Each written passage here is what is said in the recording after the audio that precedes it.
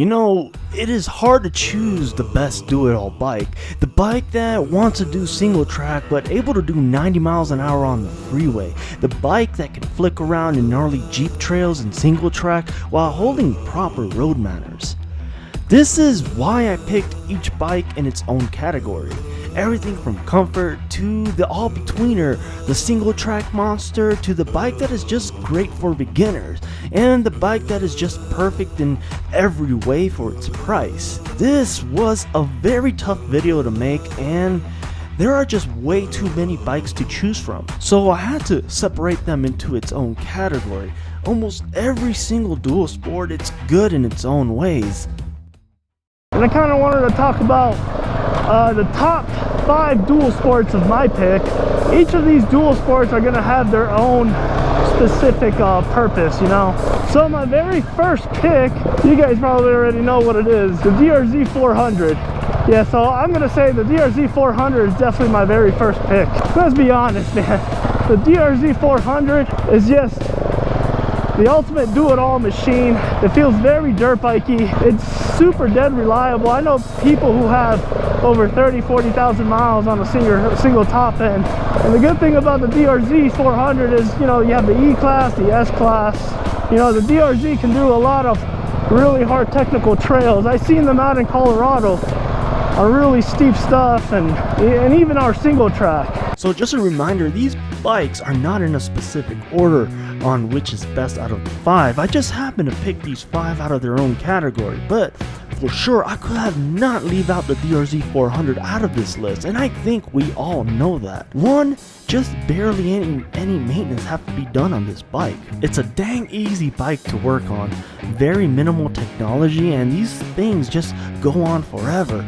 Parts are dang cheap, and the main reason I picked it is you just get a lot of bike for just $2,000 used on Craigslist. So the initial reason is just cost to power ratio.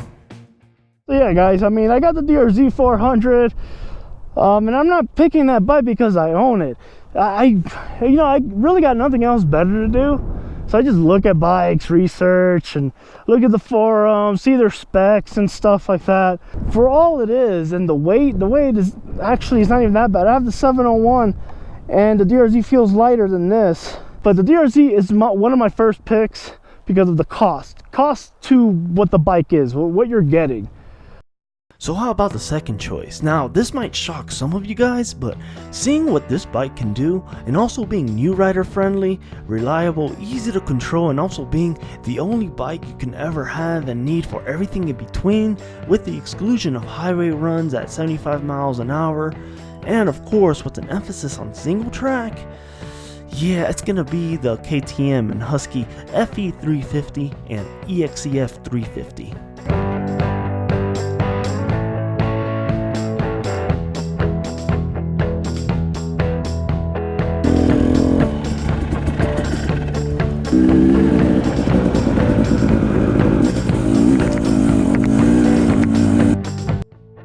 Let's move on to the number 2. In its own class, I'm gonna have to say the KTM and the Husqvarna FE and the XCW, the 350, or I'm sorry, the EXCF 350. The reason I picked the 350 is because I believe that's the best of both worlds. Like, you know, it feels really light, it feels great. Between the both, I written the 250, 350, 450 model, and the 500, and 350 definitely has to be one of my choices. A great bike. It feels very light, feels like a 2-stroke. It definitely has a lot of power too. It's not your typical 350 power, but at the same time it's nice, easy-going, controllable power. It's just something about the 350, just the way it designs and it feels how it feels. You can definitely tell you're getting a performance really light bike. Trail hop worthy, check. Gnarly single track worthy, check. City hopper, yep, check. Forest road and logging road worthy, check. Cruise at 70 miles an hour worthy, check. Price tag and maintenance, not so much, but at least you will save room in the garage as a do-it-all bike. take it to the work on weekdays, go to the store and grab that bread that you forgot to buy yesterday. Trail explore and don't have to worry about the kind of single track you will get yourself into? Yeah, this is by means one of the top dual sports in its class.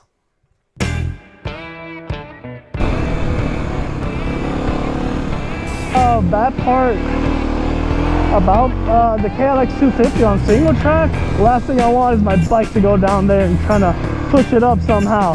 Yeah, that's the other bad part. I mean, the other hard part is just you know, picking it up. I dropped it twice already on single track. I did 2 different single tracks. Well, this was tough between the TW200, WR250R, XT250, and other related entry-level duals. See, the WR250R has a high seat height and a hefty price tag, but a little bit more power than the KLX 250. The TW200 is an awesome entry-level bike and an all-around keeper, but if you are serious about getting into the off-road for performance, the low seat height and the ergonomics might come at a cost. And the XT250? Well, the KLX 250 handles better in every way for a tad bit more of a cost. See, the KLX 250 can be grown into. It can handle very tough trails with the exception of the power getting in the way in certain areas. It is more dirt biking than all of its brothers in this class, and not to mention there are tons of mods in the market world for people who are looking to keep the KLX 250. I couldn't leave out something from the 500 series. For the people who don't get much single track in, but have tons of logging roads to wide open desert riding to even using snow bike kits with great maintenance intervals for, let's say, performance dirt bikes, quote unquote.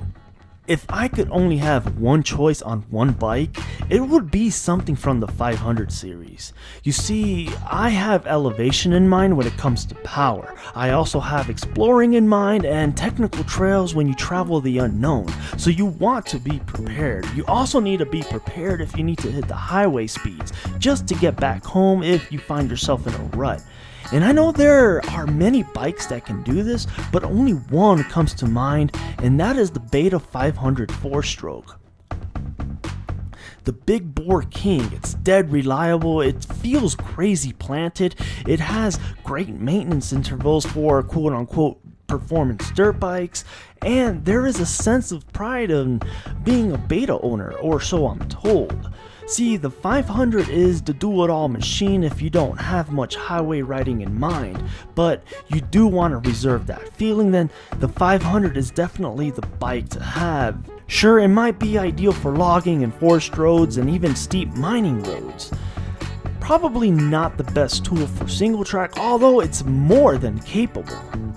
But of course, if you don't have much single track around your riding area and sometimes you need to hit the highway, I probably will look at the 500, and this is why the 500 Beta made this list.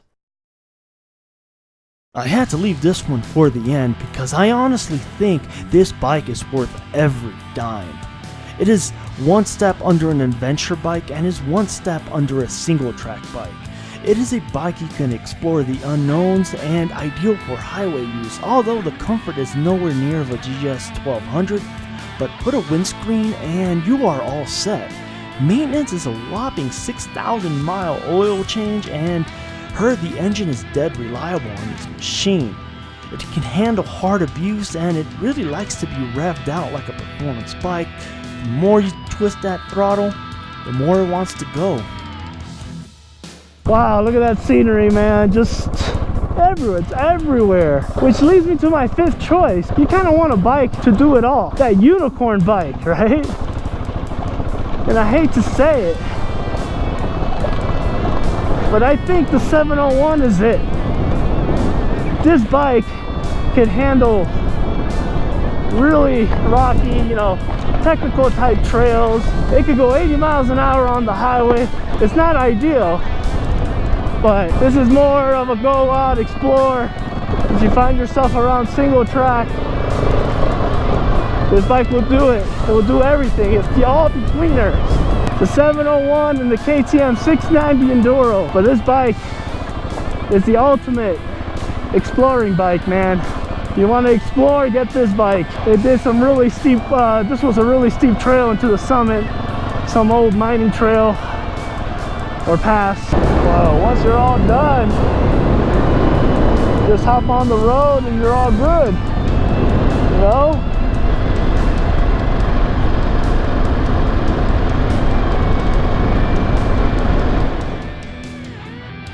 Well, let me know what you guys think are the best top dual sports or even the crappiest dual sports. Let me know if you agree or disagree with me. Go ahead and place them in the comments below.